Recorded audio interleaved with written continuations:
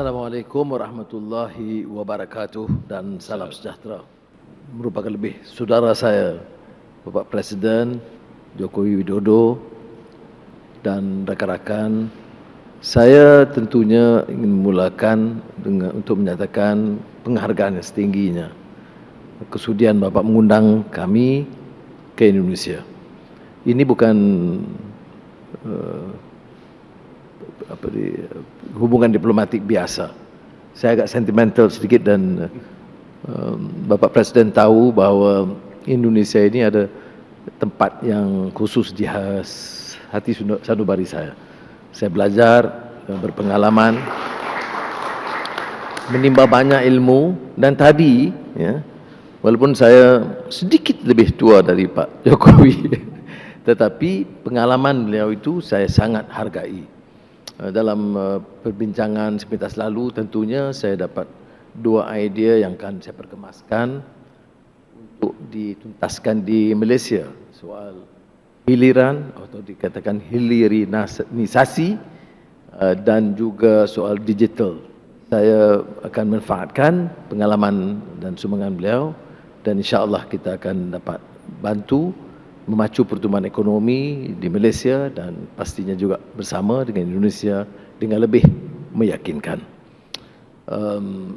Terlalu ramai teman-teman di sini yang membantu. Ini juga agak personal sikit, Bapak Presiden. Semasa kita agak sukar, hidup dalam keadaan terombang-ambing, derita, itu Indonesia itu menyambut kita sebagai sahabat sejati.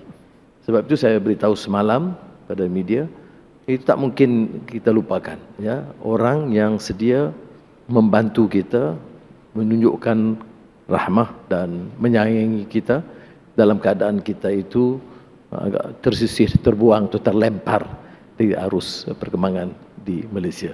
Jadi sekali lagi terima kasih kepada Bapak dan seluruh rakan yang menerima saya sebagai keluarga besar.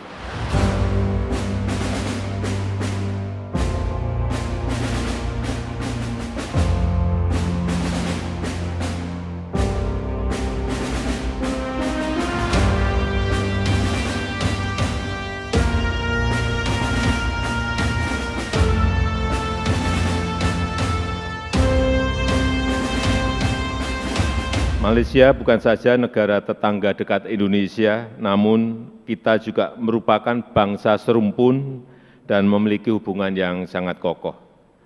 Dalam pertemuan dengan beliau tadi, saya menyampaikan beberapa hal.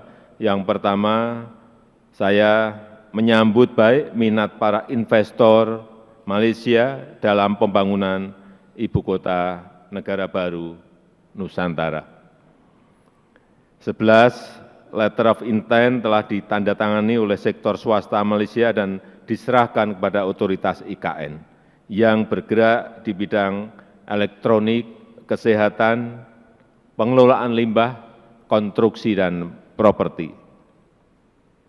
Selain itu juga terdapat sejumlah MOU di bidang perkapalan, pembiayaan ekspor import, energi hijau, pengembangan industri baterai dan lain-lainnya juga sudah ditandatangani. Yang kedua, saya menyambut baik komitmen Perdana Menteri Datuk Seri Anwar Ibrahim dalam memberikan perlindungan bagi pekerja migran Indonesia. Saya sangat berharap one channel system untuk perekrutan dan penempatan pekerja migran Indonesia benar-benar bisa kita jalankan bersama. Dan tadi saya mengulangi permintaan saya mengenai pentingnya pembangunan Community Learning Center di Semenanjung untuk memenuhi hak pendidikan anak-anak pekerja migran Indonesia. Kemudian yang ketiga mengenai perbatasan. Tadi kita telah membicarakan dan bersepakat agar MOU perbatasan darat segmen Sebatik dan segmen Sinapat Sesai dapat ditandatangani tahun ini dan juga perjanjian laut wilayah di Laut Sulawesi dan di Selat Malaka bagian selatan juga bisa disepakati tahun ini. Yang keempat, saya sangat menghargai, mengapresiasi dukungan Malaysia terhadap perjanjian FIR, Flight Information Region Indonesia-Singapura. Dengan dukungan ini, proses berikutnya di ICAO akan dapat dilanjutkan. Yang kelima, kita juga tadi bersepakat memperkuat kerjasama melalui Council of Palm Oil Producing Countries, CPOPC, untuk meningkatkan pasar minyak kelapa sawit dan memerangi diskriminasi terhadap kelapa sawit. Kemudian yang keenam, kita juga sepakat untuk terus memperkuat ASEAN. Kita sepakat ASEAN harus dapat memainkan peran sentral dalam menjadikan kawasan Indo-Pasifik yang damai, sejahtera, dan stabil. Dan mengenai Myanmar, Indonesia dan Malaysia memiliki pandangan yang sama tentang pentingnya pelaksanaan 5-point consensus. Kita sepakat mendesak junta militer Myanmar untuk mengimplementasikan 5-point consensus tersebut.